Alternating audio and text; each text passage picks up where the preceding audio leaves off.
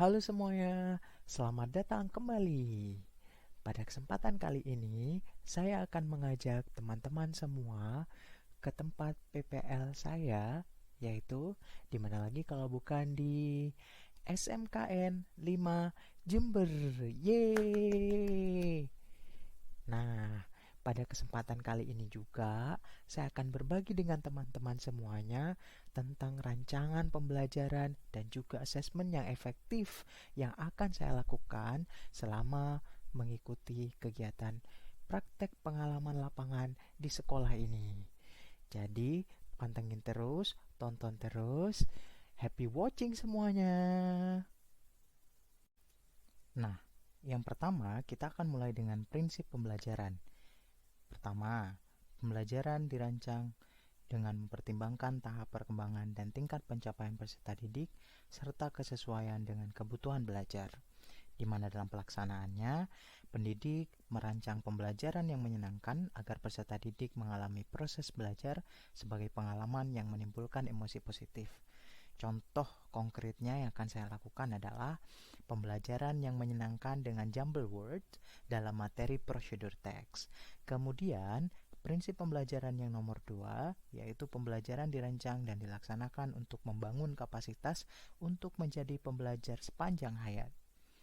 Pelaksanaannya sendiri, pendidik memberikan ruang yang cukup bagi prakarsa, kreativitas, kemandirian sesuai bakat, minat, dan perkembangan fisik, serta psikologis peserta didik.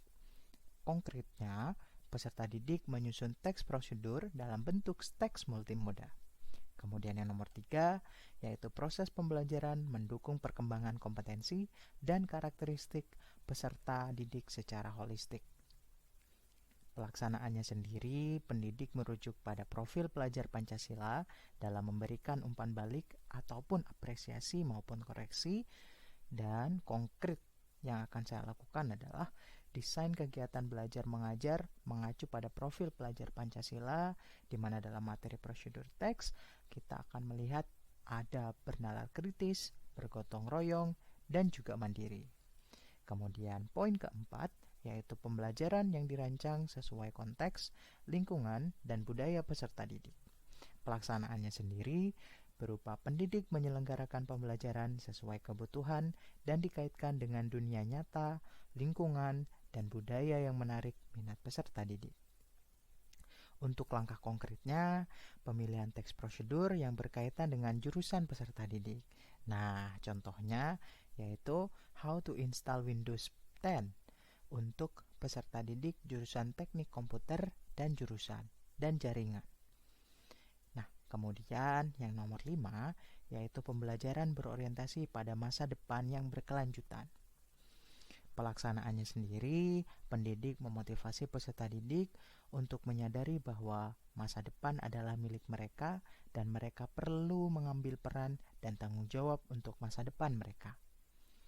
Sementara untuk langkah konkretnya, yaitu urgensi mengetahui dalam memahami bahasa Inggris dalam perjalanan peserta didik di jurusan teknik komputer dan jaringan akan selalu saya ingatkan dan akan selalu saya konfirmasikan kepada peserta didik itu sendiri.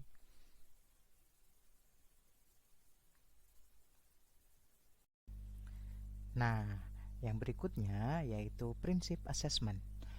Pertama, asesmen merupakan bagian terpadu dari proses pembelajaran, fasilitasi pembelajaran, dan penyediaan informasi yang holistik sebagai umpan balik untuk pendidik, peserta didik, dan orang tua ataupun wali. Pelaksanaannya sendiri, pendidik merencanakan pembelajaran dengan merujuk pada tujuan yang hendak dicapai dan memberikan umpan balik agar peserta didik dapat menentukan langkah untuk perbaikan ke depannya. Kemudian langkah konkret yang akan saya lakukan yaitu mendesain kegiatan pembelajaran prosedur teks yang mengacu pada ATP dan juga TP yang telah disusun oleh pendidik sebelumnya. Nomor 2, yaitu asesmen dirancang sebagai efektif dalam mencapai tujuan pembelajaran. Pelaksanaannya sendiri, pendidik memikirkan tujuan pembelajaran pada saat merencanakan asesmen dan memberikan kejelasan pada peserta didik mengenai tujuan asesmen di awal pembelajaran.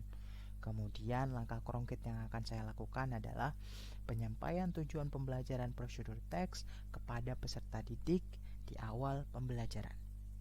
Kemudian nomor 3, yaitu asesmen dirancang secara adil, proporsional, valid, dan dapat dipercaya atau reliable. Pelaksanaannya, pendidik menyediakan waktu dan durasi yang cukup agar asesmen menjadi sebuah proses pembelajaran dan bukan hanya untuk kepentingan menguji. Hal konkret yang akan saya lakukan, pemberian waktu yang cukup untuk peserta didik dalam menyelesaikan jumble words terkait materi prosedur teks yang sudah disusun. Nah, keempat, laporan kemajuan belajar dan pencapaian peserta didik bersifat sederhana dan informatif, memberikan informasi yang bermanfaat tentang karakter dan kompetensi yang tercapai, serta strategi tindak lanjut. Pelaksanaannya sendiri untuk bagian ini yaitu masih nihil.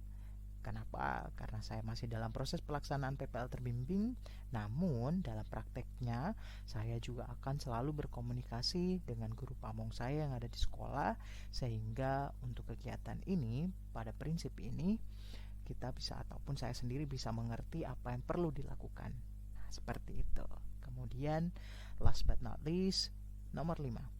Hasil asesmen digunakan oleh peserta didik ataupun pendidik, tenaga kependidikan, dan orang tua ataupun wali sebagai bahan refleksi untuk meningkatkan mutu pembelajaran.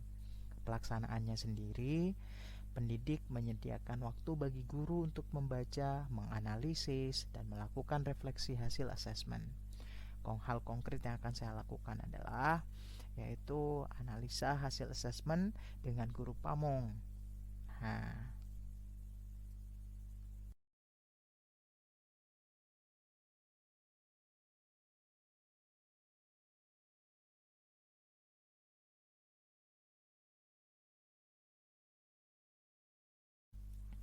Nah, itulah tadi rancangan perencanaan pembelajaran dan juga asesmen yang efektif yang akan saya lakukan pada kegiatan PPL kali ini. Terima kasih telah menonton video ini. Sampai berjumpa di lain kesempatan. Dadah!